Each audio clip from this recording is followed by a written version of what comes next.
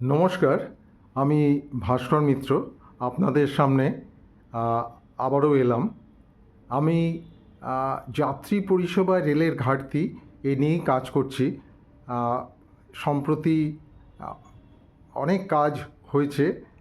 যাত্রী পরিষেবায় রেলের ঘাটতি যে ঘাটতিগুলো ছিল সেগুলোকে নিয়ে কাজ করেছি।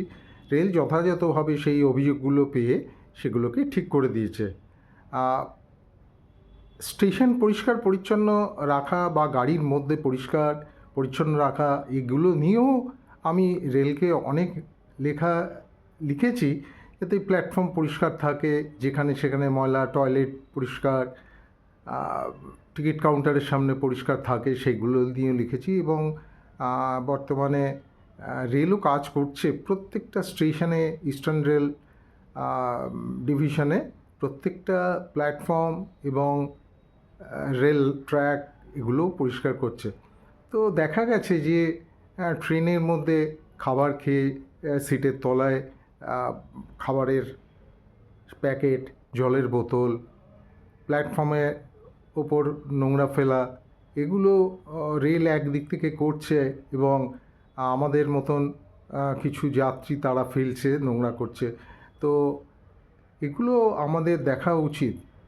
স্টেশন তো আমাদেরই, এ পরিষ্কার পরিচ্ছন্ন যদি থাকে সেটা সকলেরই ভালো লাগবে এবং বাইরে থেকে যারা আসবে দেখবে যে নোংরা নেই, প্ল্যাটফর্ম পরিষ্কার, দু বেলাতেই ঝাড় দিচ্ছে, পরিষ্কার করছে। এবং রেল ট্র্যাকের উপর থেকে একটি একটি করে চায়ের কাপ, প্লাস্টিকের প্যাকেট এই রৌদ্রের মধ্যে তারা তুলছে এবং ফেলছে।